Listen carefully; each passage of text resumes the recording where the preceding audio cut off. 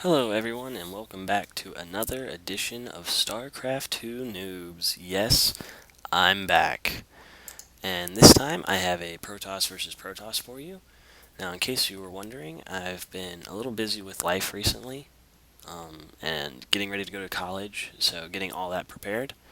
So I put Starcraft off a bit, playing some games that don't take up too much time, but I can still get a game in here and there. And then, I was listening to some Shoutcraft by Total Biscuit. If you don't listen to, you should definitely check out. And just got that itch again to play some StarCraft 2. So here I am in a Protoss versus Protoss. And right off the bat, we have a pretty standard opener on both sides. Both of us going for that quick pylon and gateway. And so nothing special here. And I get some scout in, get the gateway, get the pylon. Don't really see anything else. Miss that second gateway that's right there. As you can see his scout coming in. He sees my gateway, my pylon, and just kind of sits there and then goes off into the corner to kind of just do nothing. I was expecting a proxy pylon, kind of like what I did right over here. Mine his minerals so I can see if he expands, but he just didn't do anything. So as soon as my gateway's finished, I chrono boost out into it and get that zealot out, because again, like I said, I'm thinking that it's probably proxy pylon, but then again, it could be anything. So, promptly take care of his little probe, get my second gate, and as you can see, the cybernetics core coming up. His cybernetics core just finished, already chrono boosting out warp gate, as well as his second gate. If we look at the units tab here, he's got his 2 zealots to my 1 zealot, but I have 20 probes, 21 probes to 16. So my economy is way through the roof here. And as you can see here, Cybernetics Core just now starting Warp Gate, as well as going in and getting my 3rd barracks while I have so many minerals to play with. And also going a little pylon happy here, just putting 2 here in case I need to build cannons later and just for scouting, general site purposes.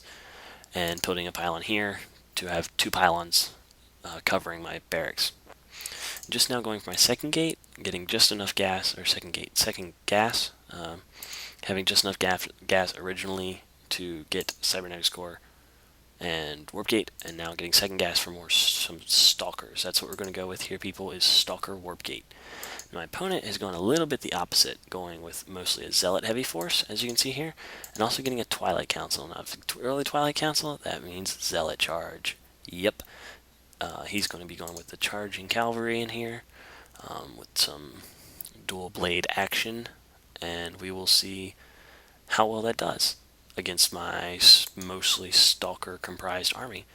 Now I got my 4th gateway going up, and as you can see there, I've got a forge coming up. That forge is going to be there for some cannons for this expansion that's coming up, and when I decide to move my army out, and also for ground attack weapons level 1.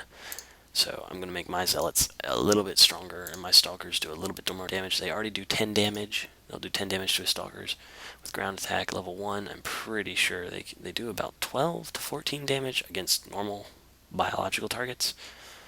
And just so you can see here, go ahead and get the 4th gate just popped up, and the forge just popped up, as well as these now having 5 stalkers and 5 zealots versus 9 zealots and 2 sentries, and an observer, which if there's an observer means a robotics bay. However, I never really see anything come out of that robotics facility. It just kind of sits there. He is getting close to supply cap, where I've got a bit more leeway there. He's just now getting his 4th gateway, whereas I've already got my 4 warp gates up and ready.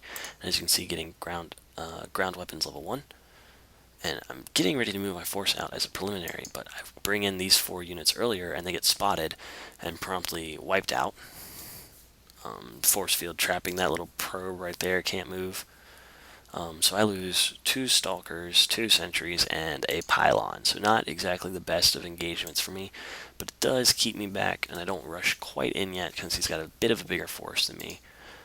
But I do, however, bring in 4 more zealots. And I guess that he might be getting ready to come after me, because that's the attack and the counterattack, and he does actually, and it actually ends up being really well for me, as you'll see soon. And as you can see here, 5th gateway coming up for some more support. He actually, when he brings his zealots in, they all get funneled right into this little divot here, so my stalkers just tear them apart. Nothing, they can't do anything to get up here. My zealots clog up the ground, making sure that he can't come up here. Takes him a little longer to get up here. And then the stalkers, by the time the zealots get up there, they're already at half health, if not lower.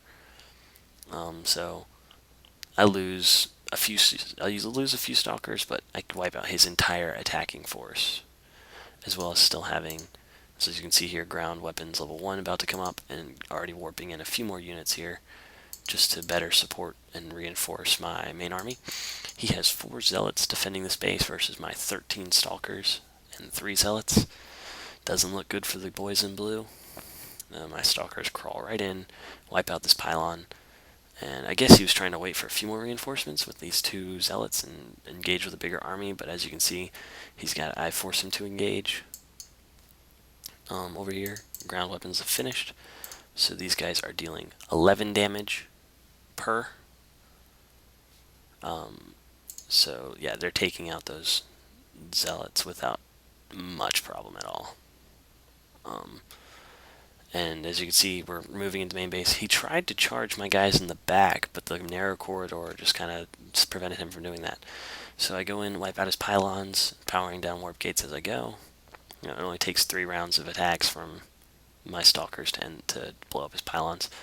He GG's, his ground attack being paused, and I just clean up his probes. And that is the end of my first comeback match. This was also the placement match for me. I ended up being in silver. Oh dear God, I'm doomed. Noobs should not be in silver. They need to be in copper, where they can feel better about themselves. So, hopefully, you'll be seeing some more videos coming out of me. Like I said, I'm getting ready to go to college, so it'll be a bit iffy, but when I can, I'll post a video up and show you that, yeah, you can still be a noob in Starcraft 2 and win. So, this is the Silphidamus, the Starcraft 2 noob, and I am signing out.